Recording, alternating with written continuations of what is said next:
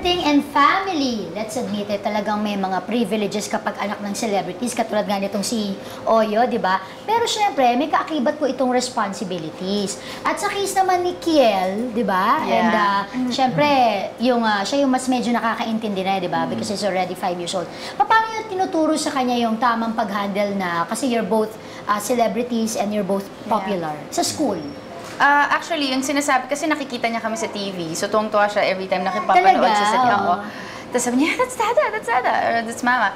Pero hindi pa nila alam exactly kung ano ba yung artista, so hindi pa niya maiintindihan. Pagka lumalabas kayo sa mall, may magpapapirma, magpapapicture. Sasabihin lang namin, that's Mama and Dada's job. So, ganun lang. Okay lang sa kanya. Nung una nagtatanong siya, yun parang, bakit ang daming taong malapit, bakit may nagpapapicture? Tapos, in-explain namin sa kanya kasi nakikita nila sa TV, ganyan. So, nung tumagal-tagal, pag may magpapapicture, gusto niya rin kasama na siya. Gumaganon din siya. Gumaganon din siya, kailangan. Na-enjoy niya, Kailangan hindi na siya naiinis na, ano ba yan, tayo makapamasyal, that's good, di ba? At least, parang unti-unti na-enjoy niya na, di ba? Pero how do you bond as a family?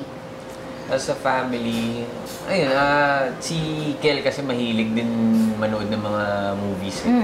So kami, pagka nagbabanding, sinasama namin sila manood ng movie. Pero kadalasan sa bahay lang.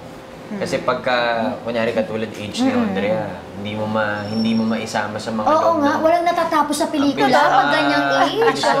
Bore, di ba? So parang ilang minuto lang, gusto may iba nang gagawin.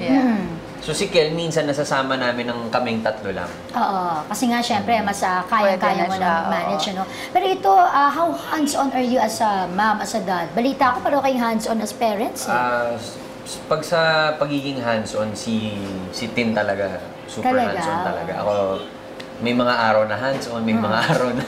Pagod lang siya, ayaw lang yung unang mastorbo. Pero as parents, ano sa tingin niyo yung challenges? And at the same time, kung ano yung rewarding pagdating sa pagiging magulang? Ako kasi, honestly, yung reward, right now, ang rewarding for me, yung nakikita ko silang nakikinig, nakikita ko silang sumusunod, naiintindihan nila yung ine-explain namin sa kanila. And yun, yung pagka lalambingin ka nila, di ba, ihahag ka nila, ikikiss ka nila, that's rewarding. Simple things. Yung, actually, yung pagkagising ko sa umaga, makita ko lang yung dalawa, excited ako palagi na, makakasama ko sila. Ganun. Sobrang rewarding yun, kahit wala silang gawin for us. Ano naman yung challenge? Yung challenge kasi, syempre, parang mas marami yung challenge. Maraming challenge kasi. Hindi naman. Syempre kasi pag nagpapalaki ka ng bata, talagang kasama yun eh. Kasama yun yung patience, ano? Patience, tuturuan mo talaga. Tapos, syempre tao lang tayo, pati tayo minsan magkakamali, minsan madadown tayo kasi may mga times iinit yung ulo mo, yung gano'n. So, challenge yun. Challenge talaga kasi kung kami lang, gusto namin talagang kalmado lang palagi. Yes, Pero syempre, diba, talagang kasama yun. So, challenge yun for us na everyday talagang, okay, let's change our ways. Everyday talagang stretch. Talagang isi-stretch talaga yung patience. Natatawa ko kasi parang natawa bigla si Oyo na, ay ako, dami challenge. Napagano siya. Kasi pagka iniisip ko nga, sabi ko nga kay Tin pag nag-uusap kami minsan, sabi ko, isipin mo, no, nung nagpakasal na kaming dalawa, nandun na si Kel 2 years old na si Kel noon. So, sabi ko, never kaming nagkaroon ng chance na i-enjoy yung feeling ng mag-asawa na wala pang anak.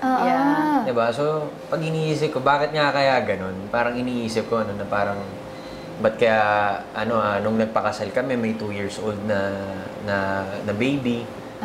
So, kaya minsan, pagka lumalabas kami minsan, alam mo yung parang automatic na minsan na kapag medyo gumagabi na, parang uwi na tayo, yung mga bata. Aba, ang body clock nyo, para bang, ay, teka, may mga bata naghihintay, ganyan. Ganon. Abay, nakakatuwa talagang naging considerate na kayo kagad, no? Alam nyo na hindi na lang kayo ngayon. Pero, alam mo, eto, no, alam ko si Miss Dino, nag-guest sa akin dito sa Moments, ayaw niya magpatawag ng Lola, mortal sin. So, ang tawag sa kanya ng kanyang mga apo ay Mama D. Mama D, oo. Kumusta si Mama D at si Tatay Vic as a grandparents sa inyong mga anak? Si Daddy, kasi pag nagtitaping kami, minsan pinapabisita ko sila. Spoiler ba? Si Daddy? Hindi naman. Yun yung nakakatuwa. Kasi pareho silang hindi nila pinuspoil yung mga apo nila eh.